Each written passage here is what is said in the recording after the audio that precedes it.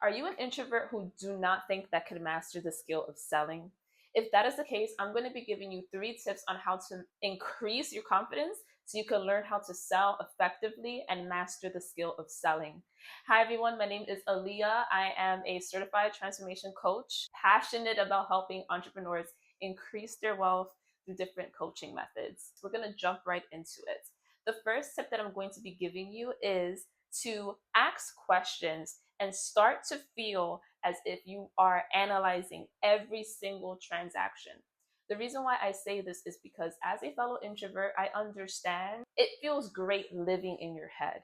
It feels great to just observe and analyze and reflect and see if the people that you're observing is the right person for you to be yourself with, right? So that is a beautiful thing. And I don't want to change you. I don't want to give you tips that's going to change you. I want to give you tips that's going to help you become a better person, someone who feels more confident, and someone who can see and connect with different people. So for you to do this, you shine in your own way. I learned this through experience. I first started working in a clothing store, and when I say my anxiety was up, my anxiety was up. Like, I couldn't even say hi to someone. I felt like that was so nerve wracking. So when I understood that all I had to do was just analyze and observe people and use that for the betterment of selling, I just took that skill and ran with it. If you're looking at the type of people that you're serving, start getting curious about who they are, what they like, what they don't like, what are they looking for? So when you're asking these questions, you're starting to think about how you can solve people's problems, how you can help them effectively, and how you can actually connect with their pain points, right? The pain point is so important for you to understand because people do not buy things, they buy feelings. So I'm going to give you an example of this. When I was working in retail at my very first sales job, I noticed that there was a difference between the purchases that men bought and the purchases that women made, right? So women made different transactions than men, obviously, but the way that they handled their shopping experience was different as well.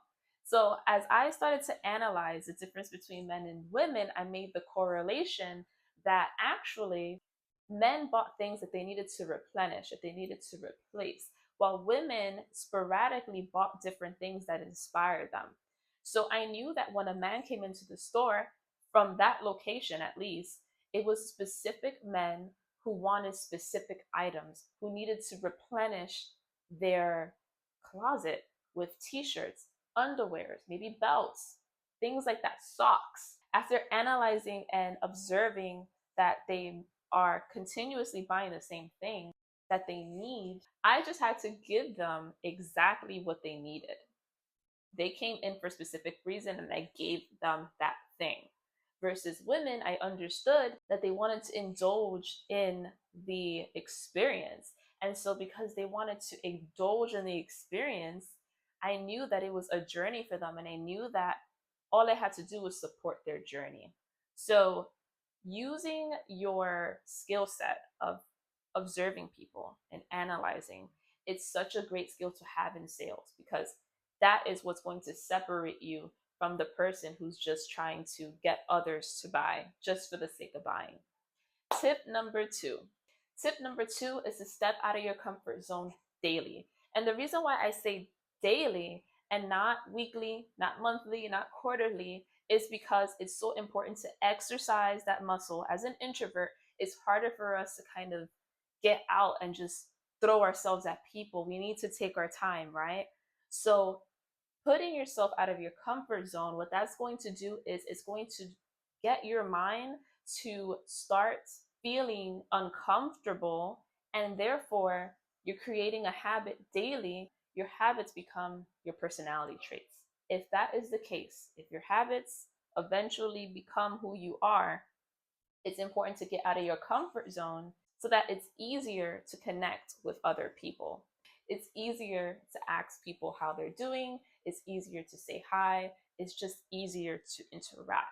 So at my store, for example, I knew I wanted to master the skill of selling. However, I wasn't able to do that because I had immense social anxiety. So social anxiety was the block that was blocking me from getting to where I wanted to go. And I knew that I needed to just get out of my comfort zone. And that's one of the reasons why I wanted to sell, because I actually wanted to get rid of my social anxiety. And I knew that selling was going to help me also make more money and increase my wealth. So I asked my manager to put me on the sales floor, and I specifically asked for them to put me in greeting. And saying hi to people was my kryptonite. I couldn't do it. It felt weird. It felt inorganic to me. I felt absolutely fake. But then after I kept doing it over and over and over, I realized, wow, I actually really do love people. It's a great conversation starter. I was able to assist people immediately. Sometimes people walked into the store, they knew exactly what they wanted. And at that point, we were having a conversation about solving their problems.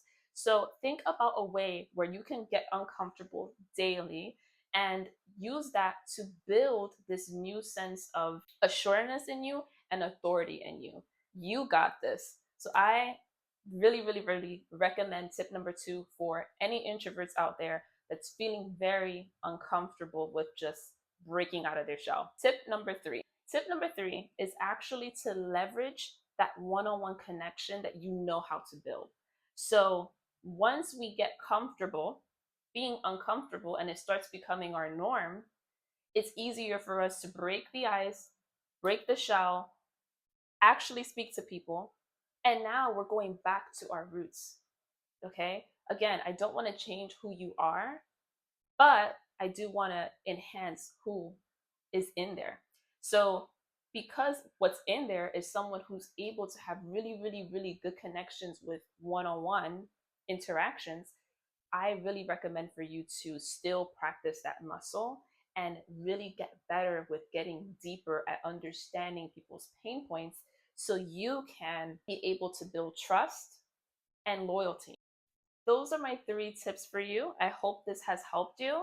If you are interested in breaking out of your comfort zone or wanting to master the skills of selling, but want to actually have someone to walk along with, someone who can support you, I am a transformation coach certified. So if that's something that interests you, I have the discovery call link in the bio. Thank you so much for watching this video, and I will see you next time on my next one. Bye bye.